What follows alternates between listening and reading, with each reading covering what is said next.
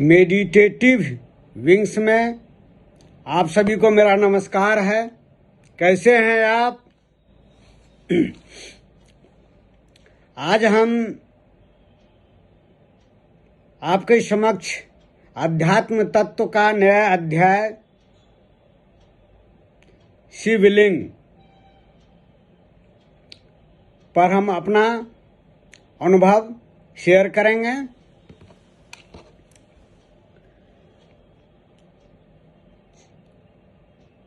शिवलिंग का व्याख्या, सटीक व्याख्या किसी भी धर्म ग्रंथ में, साहित्य में जो है नहीं मिलती है। इसका सटीक विवरण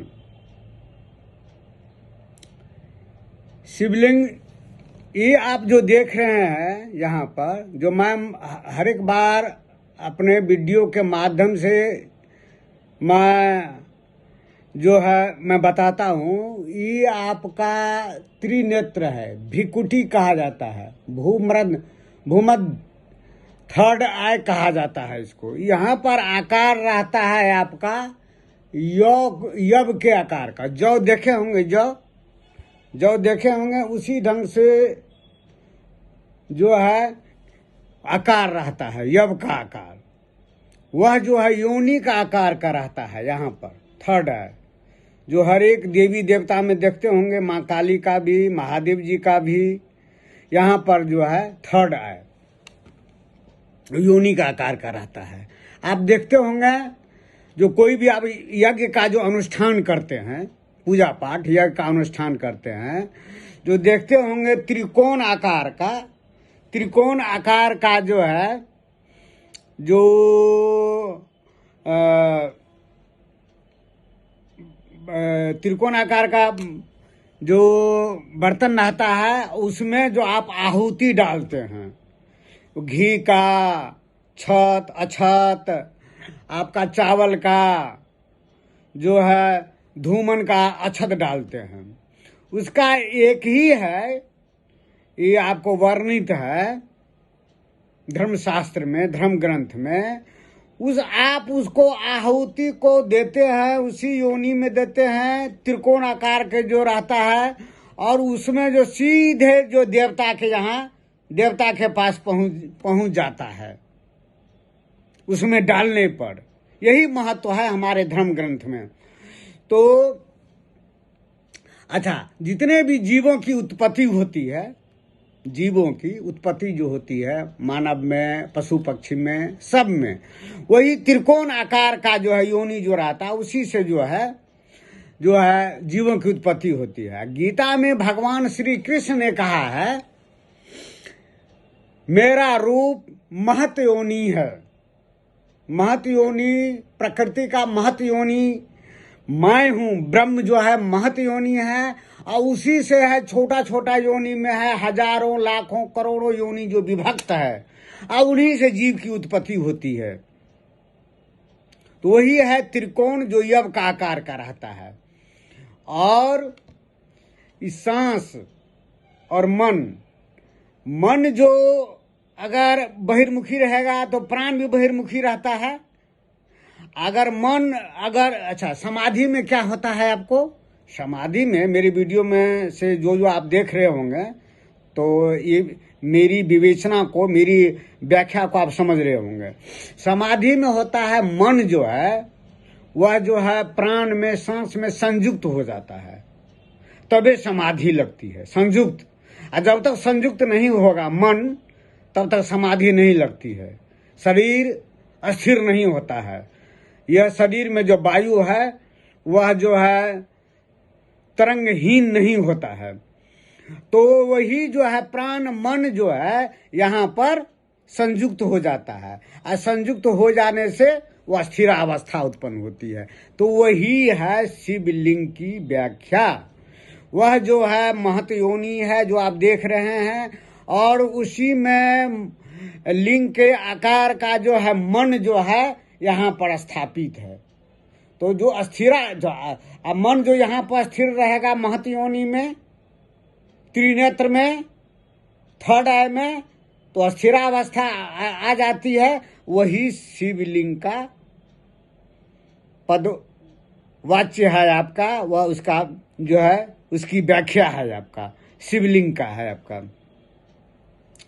और शिवलिंग को, और वही जो शिवलिंग को आप जानते हैं जो है बहुत ही जो है ये उत्तम कोई जो है, जब आपकी कुंडली शक्ति जागृत हो जाएगी।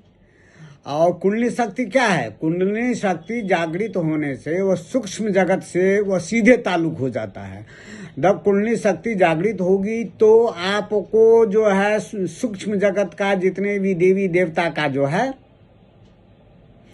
जो दर्शन होना शुरू होता है सूक्ष्म जगत का।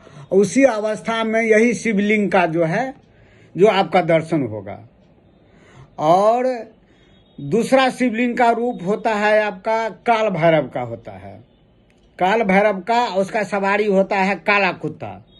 और शिवलिंग का महादेव जी का जो है कल्याणकारी रूप है, उसका जो है सवारी है आपका नंदी है, नंदी है आपका।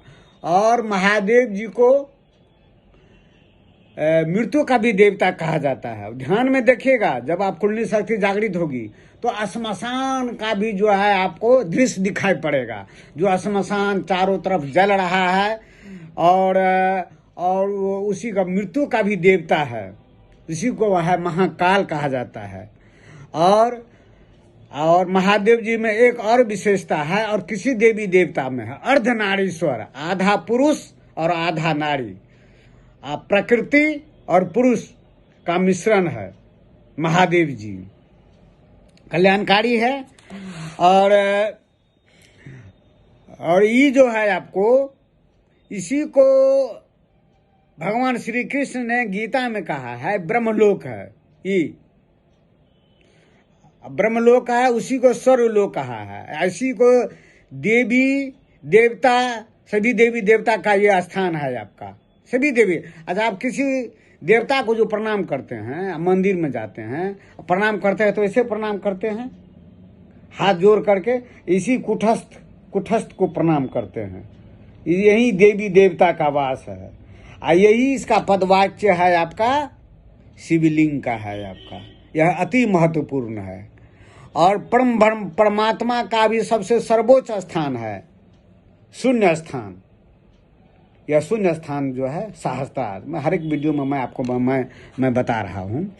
और उसी को भगवान श्री कृष्ण ने कहा है, यह मैं सर्वोत्तम हूँ।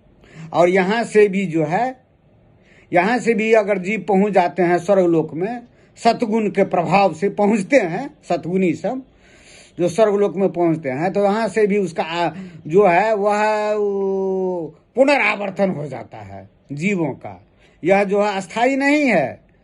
यम जो है, यम ये भी अस्थाई नहीं है आपका। ये आप यहाँ से मन का विक्षेप हो जाता है, मन का विक्षेप हो जाता है तो प्राण भी का भी विक्षेप हो जाता है, प्राण का विक्षेप हो जाता है तो आत्मा, परमात्मा का अंश जो है आत्मा, इसका भी विक्षेप हो जाता है। लेकिन यहाँ पर पहुँचने पर मन का विक्षेप नहीं होता है। यहाँ पर शाश्वत तब जो है आदमी का जो है कभी जो है पुनर्जन्म नहीं होता है। कभी चाहे कितने भी प्रलय हो, वह जो है उसमें जो है उसमें वो कोई उसका भयभीत नहीं होता है। यहाँ से अस्थाई मतलब कि परम शांति है। अस्त नहीं कहता है, भगवान श्री कृष्ण कहते हैं मैं शाश्वत शांति प्रदान करूँगा। तो यहाँ पर पहुँचने पर, सहस्त्रार में शून्य में पहुँचने पर पुनर आवर्तन नहीं होता है। प्राण का भी नहीं होता है, आत्मा तीनों संयुक्त हो जाता है। तो यही आज फिर हम दूसरे दिन जो है नया अध्याय को लेकर के आएंगे। तब तक नमस्कार, धन्यवाद।